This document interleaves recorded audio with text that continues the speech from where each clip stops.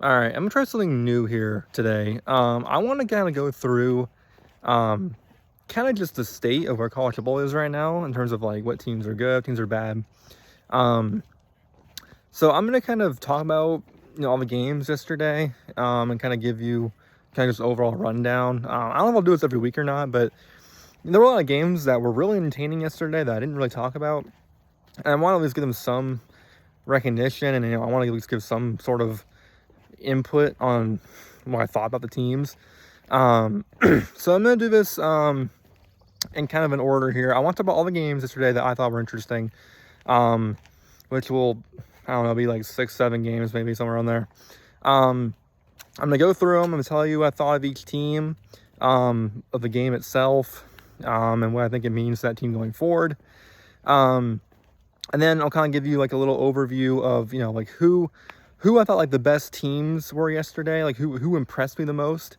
Um, and then I'll tell you who I think the playoff teams are going to be. Kind of just just kind of give an idea of like where the state of the playoff race is at, so to speak. So I'll kind of go in order here. I might deviate. I don't know. We'll see. But I'm going to start here with Georgia Tech at Clemson, or Clemson at Georgia Tech. Ooh.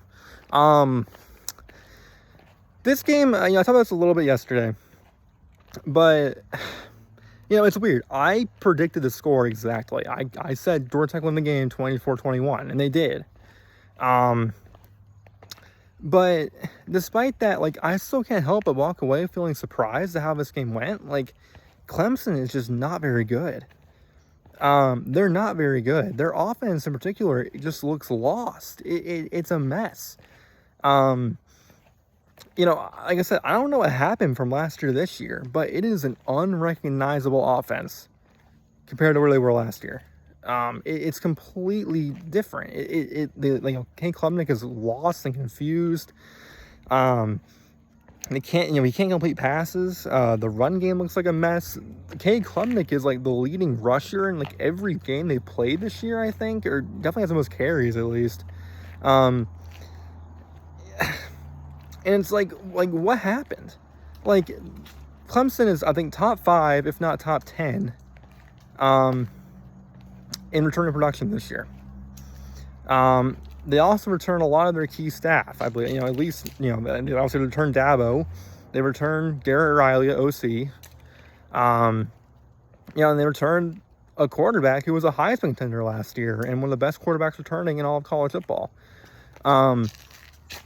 So why are they so bad? I don't know if there's really a clear answer to that. I have no idea. Maybe you say that, the lack of a clear RB1 is an issue. It kind of makes the offense feel a little bit stagnant at times and gives them trouble kind of figuring out how to get the run game established. I don't know. I think that maybe that's part of it. But, Adam Randall's a guy who doesn't look bad. He's a converted receiver from running back. Or a converted receiver to running back, rather. And, he's looked pretty solid. He's not, blowing the doors off or anything, but he doesn't look bad. He looks like a decent running back. Like, a guy who can clearly start and make plays. He made some yesterday. And yet, they just don't seem to want to give him the ball that much. They don't want to establish the run with him. And they clearly just don't want him to be a focal point of this offense. They don't even let him get the ball, So I don't know. Maybe it's some stubbornness. Maybe it's, some play calling issues. I really don't know. I really don't know. But Clemson's a mess. They were my preseason natty pick. I thought they'd be really good. Oftentimes, when you're a team that's as good as Clemson was at the end of last year, and you return as much production as they did, including a high-end level quarterback, you got to think that their chances are pretty good. And that's what they did. And yet, somehow, they found a way to completely squander it all in 3 games. They're now 1-2. And, I'm not telling you the season's over, but, you're 1-2 against 2 teams in LSU and Georgia Tech who, yes, are undefeated, yes, are ranked, but are not teams that you would think Clemson should be unable to score on, you know? And so all I can, you know, come to the conclusion to realize that Clemson's just lost a step. You know, that I think it's that simple. Something has happened from last year to this year. Something was lost. I don't know what that was, but something was lost. Clemson's schedule, the rest of the way, is not murder's row. The ACC, I think, is still the worst Power 4 conference, as of now, at least. And the schedule is not that bad. They don't play Miami. They do play Louisville, I think. But, you know, you play Florida State, who now looks pretty good. We'll see how that game goes. You still have South Carolina. We'll see what they end up being this year. They had a tough loss yesterday. But, I don't know. I mean, right now, it is hard to imagine the world Clemson's making the playoffs. It's hard to imagine. Because they just don't look very good. And I don't know if they're going to be able to fix it. You know, Dabo said in particular that, you know, the edges were soft going into the Tech game, and Georgia Tech took advantage of that. They ran a lot of stretch plays. And I mean, yeah, it shows. It shows because Georgia Tech ran the ball well. I know they do that, you know, in general against most teams they play, but with a front seven that's supposed to be as elite as Clemson's is, you know, that's not something that should be happening. So yeah, I think Clemson's in a bad spot. Now, do I think Dabo's getting fired this year? My gut tells me no. Unless the season like really unravels and they're really bad and they go like 6-6, 5-7, something crazy like that.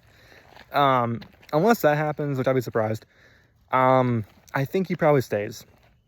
I still think there are probably a lot of Clemson fans out there that really like Dabo and really want him to stay around. So I like his chances to stay. But I mean, this is another game, another year really, where, you know, it kind of feels like you can see the signs of like one of the biggest critiques about Dabo, especially in recent years, has been the way in which his stubbornness has worked against him. You know, the way college football is kind of passing him by. You know, his lack of use of the portal.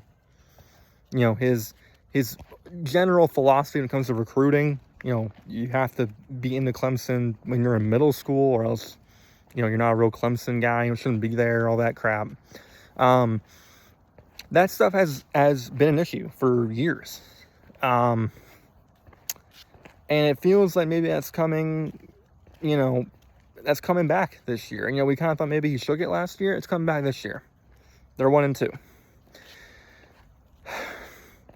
Clemson will probably still be a pretty good team. They'll probably be 8-4, 9-3 at worst. But they're clearly not this 11-1, 12-0 team I thought they were.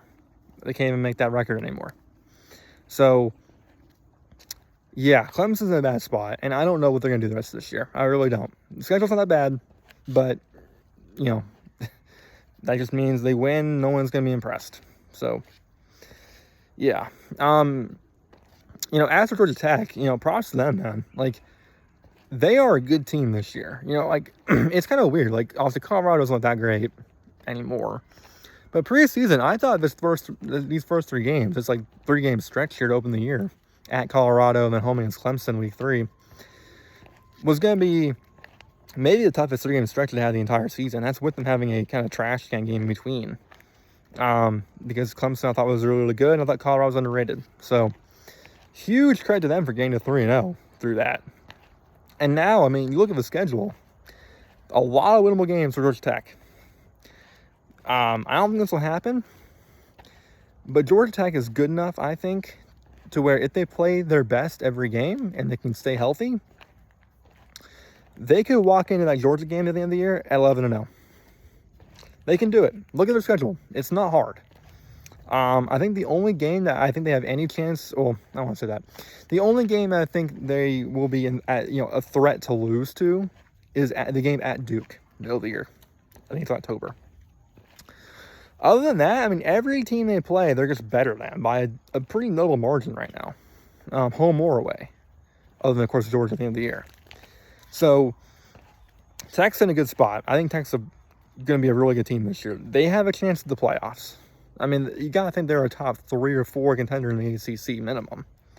You know, so watch out for Georgia Tech, man. They're good. They're good. Next up, I guess talk about the big one, or I guess one of the big ones. Georgia at Tennessee. Georgia wins the game 44-41 in overtime. Huge win for Georgia. Huge. And it's weird to say that because obviously they beat Tennessee, no problem usually. And I do think they deserve the win. It was a really good win. And the reality is they made some great plays in key situations. But I feel like it is hard to walk away from that game right now with what we've seen and not feel like Tennessee lost that more than Georgia won it. I know this will come across the wrong way to some people because I don't want to discredit Georgia. Like I said, they made the plays to win. They scored 44 points. They deserve credit for that.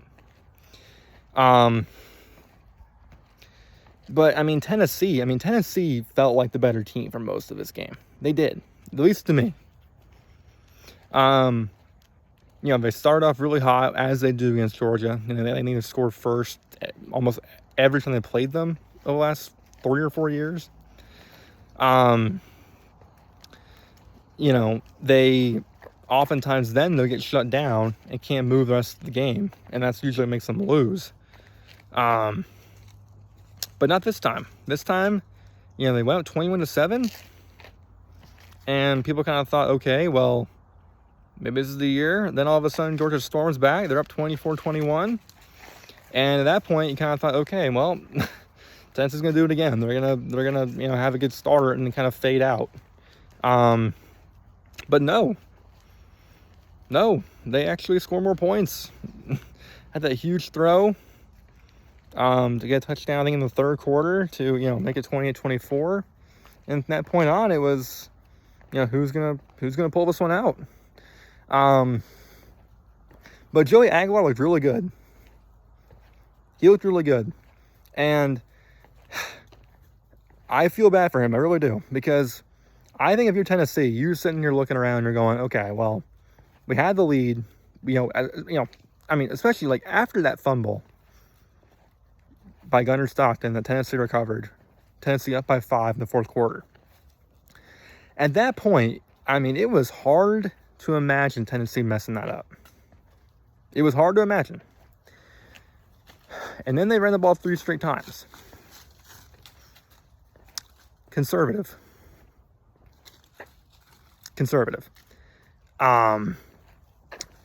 That play selection on that series showed me that Josh Heupel was scared and that he did not have confidence in his team. Now, I know it's going to be a bold statement. And let me make sure I'm clear about what I'm saying here. I'm not saying he thinks Tennessee's terrible or that he thinks Joey Aguilar can't move the ball. They had 35 points, okay? That's not what I'm saying. What I am saying, though, is you just got a huge turnover. You're winning the game. You're up by 5 at home. You have a chance to put the game away, potentially, if you score a touchdown there. Instead, you run it 3 straight times. You get like 4 yards on 3 rushes or something terrible. You take basically a give-up field goal, and you just take the 8-point lead. And how'd that work out for you? So, the point I'm trying to make here is it felt like Josh Heupel got that turnover. They got that turnover to take an 8-point lead, or to have a chance to take an 8-point lead at minimum. And Josh Heupel basically said, let's just make sure we don't screw this up. Let's just make sure that we can guarantee points out of this. Let's not take a chance Let's not throw the ball at all. Even though Joey Allen's been lining it up today. Let's just not even bother. Let's not even try. Because we want to make sure we get 3 points out of this. And that is not the way you should approach a game like this. A situation in which you have a bad losing streak to Georgia. I think it's now, what, 9 in a row? 10 in a row? A lot, whatever it is. You have a chance to put the game potentially away. I know there was still like 8 minutes left or something, you know, decent amount of time, whatever it was. But you might just go up 2 scores. And you run it 3 straight times. I don't think Tennessee was playing to win. I really don't. And like I said before, give credit to Georgia. You know, a lot of key third down conversions for them. Obviously, that 4th down conversion was huge. And that's, you know, I think part of the problem for Tennessee is you let them get in a chance where they need a 4th down to tie it. But Georgia made those plays, and they deserve a lot of credit for that. But Tennessee lost. I just can't help but feel like Tennessee lost this game more than Georgia won it. That's the gut feeling I have. Because Tennessee had them on the ropes, and they gave it away. And I have not mentioned the kicker yet. And I'm not going to give him too much crap, because honestly, the situation and the play calling leading up to that kick to end the game, potentially, was so botched by Josh Heupel, in my opinion, that it's a crime that people blame the kicker for that. Now, was that a make-up field goal? Absolutely. It was, what, like a 40-something yarder? Like, that, not anything insane. He could have made that. And I feel bad for him. I really do. Because I know he was probably extremely nervous. And he was letting the pressure get to his head. And that's probably why he missed it. You know, you could tell he looked nervous the minutes leading up to that kick. But if you don't run the ball 3 straight times after that turnover, and if you have better play selection going down the field leading up to that missed field goal, Tennessee wins that game. Tennessee wins that game. So I really do feel for him, you know, and in a way I feel bad for Tennessee fans, because I have not seen a more heartbreaking loss than that in a long time. That was brutal. And I don't even like either team. I'm a neutral fan. And that was brutal to watch for Tennessee. I can only imagine how Tennessee fans feel. So, yeah. The good news for Tennessee, honestly, is I think your schedule is pretty favorable going forward. You know, you play at Alabama. That'll be tough. You play at Florida. That's unfortunately tough for you, because Tennessee can't beat Florida on the road. They can't, have trouble beating Florida in general. But outside of that, I mean, a lot of your games are favorable. You play Arkansas, you play Mississippi State, you play Kentucky. That's pretty ideal. You play Vanderbilt at home. You do have Oklahoma at home. That'll be tough. But ultimately, I think that's the game that you can win.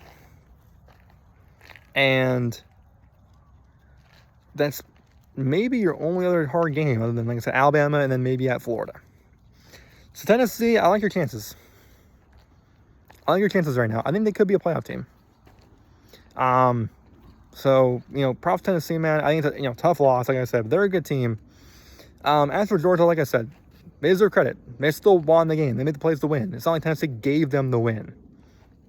Georgia still had to go out there and actually make the plays and score the points. So I give them credit. And the 4th down conversion in particular was impressive.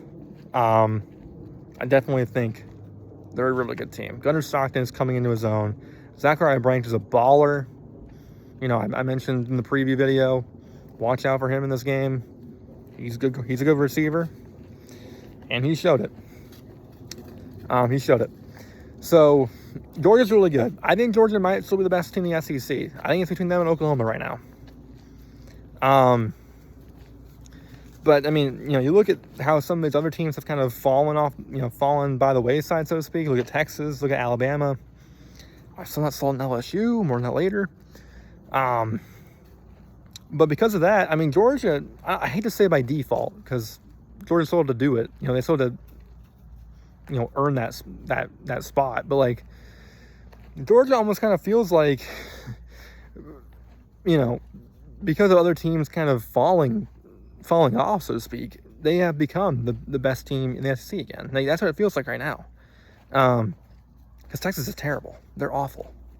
No offense from Arch Manning again. So yeah, I think Georgia's the best team in the SEC. Them or Oklahoma. And I know it's weird to say, because Tennessee, I guess I just got finished saying Tennessee probably should have won the game. I think they're really good. But, that's what makes Georgia really good, is they find those ways to win those games. When they're given opportunities to bring the game back, they did it. Every time. They scored 8 on that drive to tie it.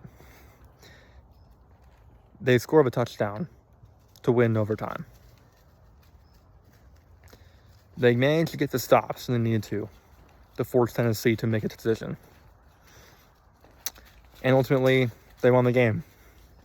So, Georgia deserves a lot of credit for that. And they're a really good team. Georgia, I think, will probably go 12-0 this year. And I know that sounds crazy to say. It's still a hard schedule. But, like I said, you look at how some of the other teams in the SEC have kind of ended up after 3 weeks. You can't help but like their chances. Like I said, Texas is a disaster. Their offense is non-existent at this point. Arch Manning has been a complete mess. I don't know if it's because of injury or because of something else. I have no idea. But Arch Manning is not good right now. He's not good. I think he's injured. I'm not 1,000% sold on that, but if I had to guess, that's what it is. But regardless of the reason, they're not very good.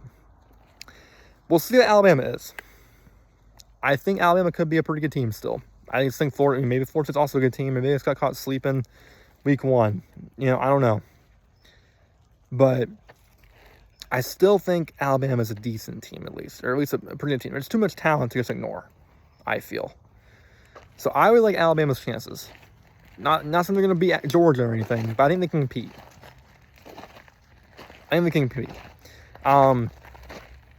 But everyone else, I mean, you beat your tough game on the road this year, and that's your toughest road game in Tennessee. Like you have Ole Miss at home, but Ole Miss looks good, but not good enough to beat Georgia, I don't think.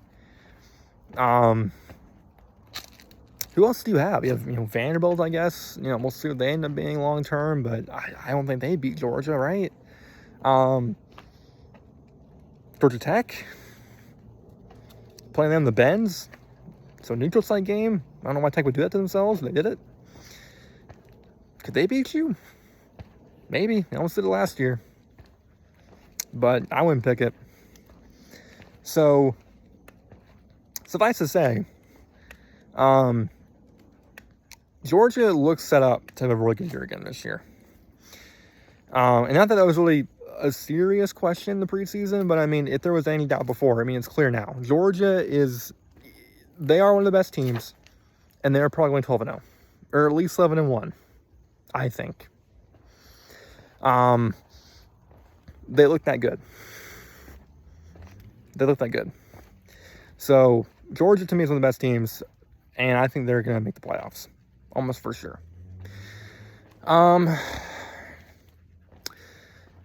I'll cover Florida and LSU real fast. I mentioned last week how bad Florida is. DJ Lang was a disaster.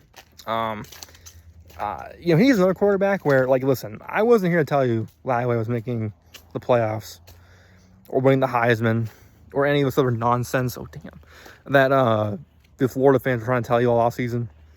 I wasn't on that train. But what I was trying to tell you was I think Florida is a team that could have been pretty good. The schedule was really tough. But I think Florida could have been a team that was better than the record might indicate. They are not going to be that team. They're not. DJ Lagway has regressed badly from last year. I don't know if that's because he didn't practice most of the offseason because of the injury. I don't know if it's because Florida's just terrible. I don't know. But DJ Lagway is not very good. He threw 5 interceptions yesterday against LSU. 5. And yes, LSU's defense is really good. But 5 interceptions just shouldn't happen. Not for a quarterback I think is as good as Lagway should be. So Florida's a mess.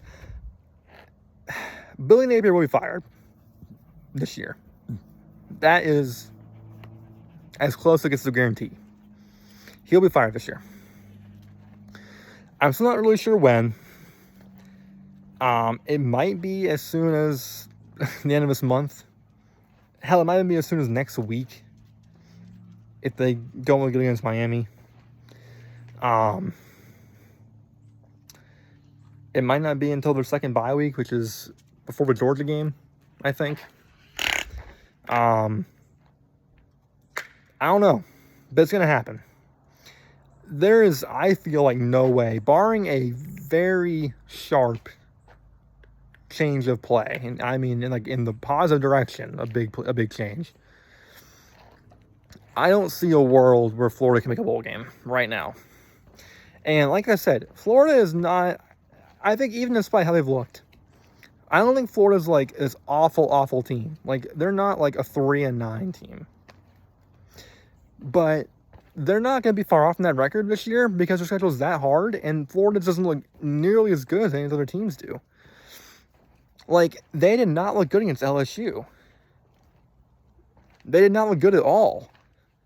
They scored 10 points and threw 5 interceptions. You know? And LSU, I don't even think is... I mean, LSU's overrated. More on that in a second. But LSU's overrated. So, I know it was on the road game at night in Death Valley. So, that's a tough place to play. And it's overall tough environment. So, maybe give LSU some, a bit more of a difficulty spike because of that. But regardless, I mean, you look at teams they play later on in the year. Miami, I think, is better than LSU. Georgia's better than LSU. I think against Florida State's better than LSU. Tennessee, maybe even. LSU is not going to be as hard as it gets. It's not.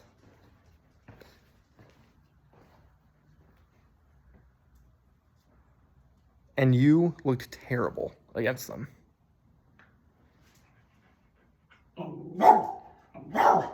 Look at this dog. He's barking at the reflection. What are you doing? What are you doing? Anyway. So, yeah. Florida is a mess. So, yeah. I don't know how good they're going to be overall this year. Like, do they beat teams like Kentucky? Could they find an upset still somewhere against Tennessee or an Ole Miss? Maybe. But they've done that before. They beat Utah in 2022. They beat Tennessee in 2023. And they still were a team that either didn't make a bowl game or barely made one.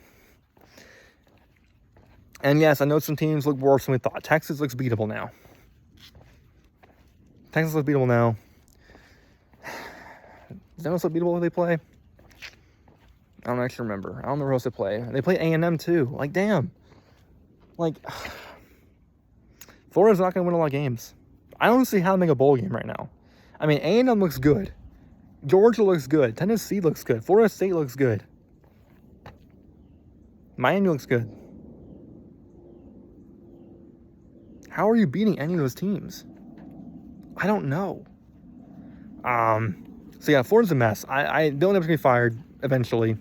This year it'll happen. I don't know what week it'll be, but it'll happen. As for LSU is maybe the most overrated team in the country right now. They're not that great. Their defense is elite, and props to Brian Kelly for fixing that defense and Blake Baker and all that. Because it was a terrible defense the last 2 years, and they found a way to make it really good. It is elite. Especially, look at last night. I mean, they didn't have Whit Weeks for most of the game. One of the best players on defense, elite linebacker. He got ejected as a targeting call. And they still managed to shut Florida down and make him, make like they're 5 picks. But LSU's offense is a mess. It honestly reminds me of Clemson. And it's like, what happened here? They returned a lot. And the places they didn't return, they got some elite talent in the portal. Elite receivers, in particular. But their offense just looks bad. It looks bad. And I don't know how that happened. I was never the biggest Garrett Nussmeier fan. I gotta be honest in that regard. I never liked him that much. I don't think he's awful, but I never saw him as this like elite quarterback the way some people did. But I at least thought he had games last year where he looked good. I look at the Oklahoma game. I look at, well, that might be a Vanderbilt game maybe. I don't even remember. But like, you know, he had some games where he looked pretty bad. Like Alabama game did not look good. Even the Ole Miss game last year, where they won the game, he was like a 40% completion percentage. Not great in that game. So, you know, I had questions about him, but I still thought he was decent at least, and I definitely didn't think he would ever get this bad. But the LSU offense just can't move. It looks stuck. It looks like Clemson's. Like, it looks like they just don't know what they're doing. And I don't know why that is. You know, I don't know what happened there. You know, you lost Mike Denbrock 2 years ago. He's the guy who kind of helped make LSU's offense really, really good. You know, back when they had Jane Daniels and all that. But I mean, something is off with LSU. I don't know what it is. But I mean, just watch them play. I mean, like, you know, the Clemson game, the Clemson win's looking worse and worse. I still think you get some credit because you went on the road and beat them. That's a tough place to play, and you won the game. So I give you credit for that. But Louisiana Tech did not look great last week. And then yesterday against Florida did not look great on offense. Just didn't. So, I don't know. I'm not sold on LSU right now. I think they're still a good team, but are they third best team in the country? No. Not at all. Not to me. So, I want to see more. The LSU, overrated. Overrated to me. And the schedule is still tricky. You play A&M, play Alabama, play Ole Miss, play Oklahoma. So, we'll see. They'll have a chance to put themselves again. But right now, I don't know. Next up, we'll do Arkansas, Ole Miss quickly. I said the last one quickly, and then I'll talk about it for like 20 minutes. But, you know, whatever. Arkansas might be a better team than we thought this year. Taylor Green's a baller. He is really good. Unfortunately, a lot of SEC teams look pretty good this year. Yeah, I would say with the exception of Florida, Texas, and maybe Alabama, every SEC team looks better than we thought. Well, I guess in South Carolina too. They don't look as good as we thought. But like, other than those four, I mean, everyone else looks pretty good. Vanderbilt looks good. Tennessee looks good. A&M looks good. Ole Miss, maybe even. And so Arkansas might be a team that, even though they're pretty good, they might kind of get shafted to this like 6-6 type season again because everyone they play is better than we thought. You know, like, I mean, Mississippi State, they play them later in the year. They look better than we thought. Missouri looks better than we thought. So I don't know. You know, I don't know what that means to them, but I feel bad for them because that was a tough game, a hard-fought game for them. And I know that, you know, they had a great chance to win it. They just couldn't get it done, you know. And I like Sam Pittman. I admit, I'm not sure how good of a coach he actually is, but he seems like a really cool dude. And I don't want to get fired because I do like him as a person. But I mean, as a football coach, I mean, you can't help. I mean, it's clear at this point, he's never going to get them above like the 7-ish, maybe 8 win mark. He's just never going to get them that, like, any higher than that because he hasn't done it. And like I said, I think Taylor Green's a baller. He's looked really good. He was a great portal addition for them. But they're just clearly not good enough to get it done. They just can't do it. So I feel for them. I really do. A tough loss. You know, a hard-fought game, a shootout. Almost won, 41-35. Both offenses look really good. Their defense is horrible, though. And, you know, I guess we'll transition to Ole Miss now. You know, Ole Miss is starting their back quarterback, Trinidad Chambliss. He balled out, too, by the way. But Ole Miss, I don't know. I'm not shooting about Ole Miss. They lost a lot from last year. But, you know, generally trust them as a team that should be pretty good on offense. And in particular, the quarterback play's been pretty good there for a while, really since, the Matt Corral years. Since Kimmy got there, really. And so that part has not changed. They lost Jackson Dart. You got Austin Simmons. He looks good, not great, but he looks good. And then even yesterday when Trinidad Chambers came in as a backup, he looked really good. But Ole Miss is on those teams, like, there's something off about them to me. There's something off. I just can't. I look at them, I watch them play, and I can't help but feel like, they have played 2 SEC games against arguably maybe the 2 worst teams in the SEC right now. I'm saying Florida's there, but Kentucky and Arkansas are 2 of the worst teams, generally, not as good teams in the SEC. And in both games, you had to fight tooth and nail to win them. If it wasn't for a big fumble recovery at the end of the game to beat Arkansas, you probably wouldn't have won that because they were driving down the field to score and win the game. And then Kentucky, you won that late too. So, I don't know. I don't know how good Ole Miss actually is. They're 3-0. And the schedule is pretty favorable for them this year. There's a few games where it's tough to imagine them winning. They play at Georgia, they play at Oklahoma. But outside of those 2, every game looks winnable. Florida at home. LSU at home. You play Washington State and Tulane in non-con still. Mississippi State. So a lot of winnable games. But is Ole Miss going to do it? I don't know. The defense does not look good. It does not look good. So we'll see. But yeah, Ole Miss, I don't know. I'm not sure with them either. They're 3-0 for now, but we'll see how they do long term. I guess quickly now, real quick, Vanderbilt at South Carolina. Vanderbilt gets a big win, 31-7. South Carolina's terrible. I don't know what happened to them. That's another team. I don't know what happened to them between last year and this year. I know they lost some key pieces on defense, and they lost a few playmakers on offense. Raheem Sanders at running back in particular was a big loss. But that's another offense that looks unrecognizable. Lenora Sellers has not looked good this year. And I don't know how that happened because, a big part of South Carolina's success this year was going to be revolved around him being good. And he's not good. He's not good at all. They barely beat a bad Virginia Tech team week 1 on neutral field. It was 10-8 in the fourth quarter. They won 24-11. Did not look great last week against South Carolina State. I know it was a weather delay. I don't care. South Carolina State is not very good. They should be blowing them out. And you were sluggish at best in that game. And then yesterday, you looked terrible. Now, yes, Lenora Sellers was not out of the game with a concussion. You were not playing good before that. And Vanderbilt destroyed you. South Carolina's not a good team. They're not a good team. It feels like whenever there's expectations for South Carolina to go beyond, like, making a bowl game, South Carolina just can't do it. It's been that way for a few years now, at least. But they don't look very good at all. And if Lenore Sellers is not back soon, it'll get worse. It'll get worse. I'm not sure how good they're going to do this year again.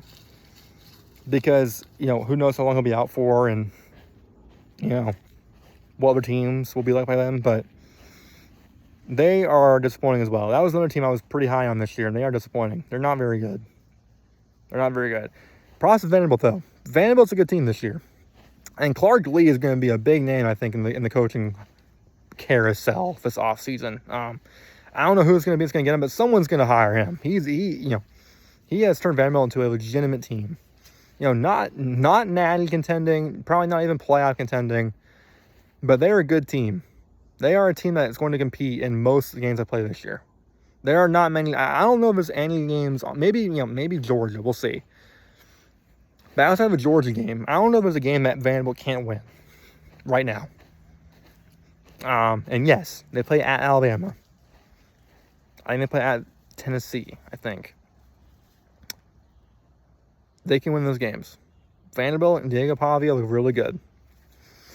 So you trade to them. But yeah, South Carolina is not very good. 31-7, man. 31-7. What are we doing? What are we doing?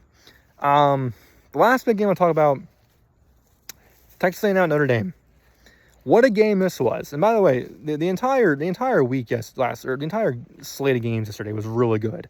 Really entertaining. But that night slate in particular was awesome. Between Florida LSU was exciting most of the game, albeit low scoring. Arkansas Miss was exciting. And this one, A&M Notre Dame. This game was great.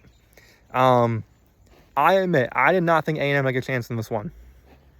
I imagine this game going similar to how it went last year. And what I mean by that is I didn't think A&M's offense would be able to keep up. Notre Dame's team that I think is still pretty good. I mean, they lost 41-40. They're a good team. But something's off about Notre Dame too.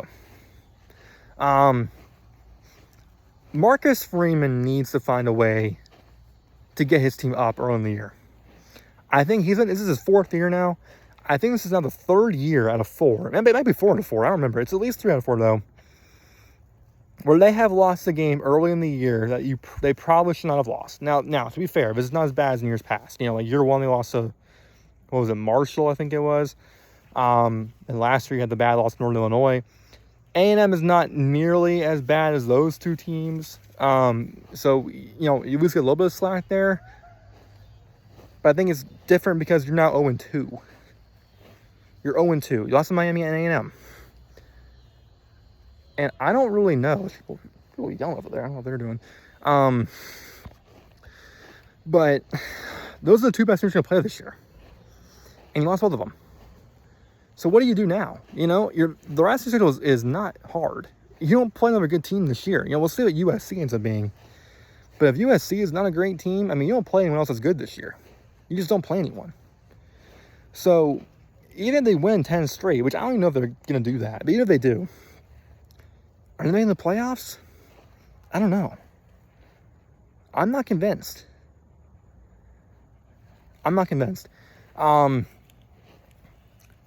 So yeah, I feel for Notre Dame a little bit because at the end of the day, they played 2 good teams in the first 2 weeks and they barely lost them both, by 3 points and 1 point. But you lost them both. And this is when, you would like to see Notre Dame schedule more than like 2 or 3 tough games a year, because now that you've lost these 2 games, you have nothing else to fall back on because everyone else you play is terrible. You play Navy, Stanford, Syracuse, NC State, Purdue. Play a lot of bad teams the rest of the year. Like I said, maybe USC is good, but that'd be it. So tough for Notre Dame. Tough spot to be in for them. So I don't know if they'll be in the playoffs or not, but they're not a very good team. They are a good team. I don't know in the playoffs because I don't know if they're going to have the schedule to do it. So we'll see. But yeah, tough stuff Notre Dame. As for A&M though, props to A&M. This is the biggest they've had in years, at least since the win over Alabama back in 21. At least. Huge win for them. They needed a big win on the road like this, and they finally got it. And I didn't think they won this game. I didn't think they were going to win it. I guess I had, the first 2 weeks had not looked great for A&M for me. Marcel Reed looked good, but not great. He got hurt last week and didn't know how healthy he was going to be for this one. But he came out and he looked good. He looked good. So, I'll be a little bit inconsistent, but he looked good at times. So, credit to them. And they found a way to win. They were, they had the tough score to go down 6. I don't know if many people thought they were going to drive length the field and win the game, but they did. And it was a huge win. So, ton of credit to A&M. And they need a win like this. They got it. I don't know if they're an SEC contender this year or not, like for the title game. But they're good. They're good. So now I want to quickly do best team I saw yesterday. And this is not going to be a common thing that I do. But this week is a little bit different because even though it's the first time doing this, I'm going to give it Tennessee. And I don't think I'm going to give it to a team that loses very much. Usually the best team I saw that played, best team that played that I saw rather, this team that won. But no, I think Tennessee was really good, and I give them a lot of credit. Like I said, no disrespect to Georgia, but Tennessee was really good. I give them a lot of credit for that. So I think they're the best team I saw play yesterday. And lastly, playoff teams. I think right now, I'll start with Group of 5. I think right now UNLV is still the Group of 5 team for me. I know they had that weird week 1 game, but since then they look pretty good. He beat UCLA, who, they're terrible, but, Power 4 win at least, something. So big win there, and you're undefeated. So I like UNLV's chances. Obviously, there's still another team. US I think still has a good chance, they lost to Miami. I think James Madison's still good, they lost to Louisville. But I think UNLV's the best right now. I think UNLV's the best. As the other teams, they're 11. Well, looking at the schedule, it's hard to plan it out, the schedule, but I think right now, it's purely based off what I think of the teams. I would go with these 11. I'm going Ohio State, Penn State, Oregon, Georgia, and no particular order, by the way. This is not seeding or anything. Georgia, Oklahoma, that's 5. And beyond that, I'm saying, who else do I want in there? Miami.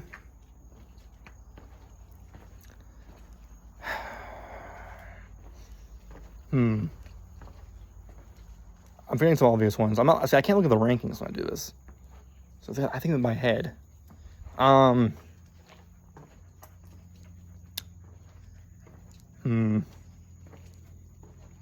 I think who's like in the Big 12? Utah.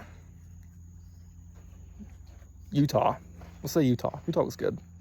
Devin Damper's a baller. Shout out Utah. What other 4 do I like, though? I'm trying to think. You know what? I'll say Florida State. Screw it. Florida State looks good. I think they could, they'll drop a game or 2, but they're a good team. 3 more.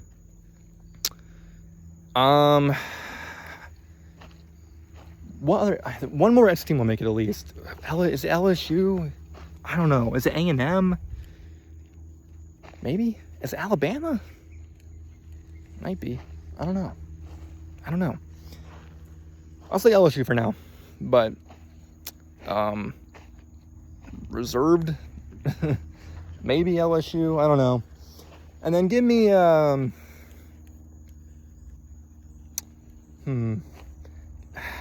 think Notre Dame might sneak in still. I'll say Notre Dame, but hesitantly as well. I'm forgetting someone obvious. I know I am. I'll say Illinois. Illinois looks good. Why not? I don't think they look amazing. They look good. I think they can make it. Maybe like a 10-2, 11-1. So there's your playoff teams. I know I'm forgetting someone obvious. I'm going to get yelled at, but whatever. That's my playoff predictions. And yeah, it was a great week of football. Week 3. It was a great week. And I hope we get more like that. I really do. So, yeah. Hope y'all enjoyed this video. Kind of a long one where I just kind of ramble for almost an hour, but whatever. Like I said, I don't know if I do this every week or not, but I thought it'd be fun to do at least this week. So, yeah. All right. Y'all take it easy. Bye.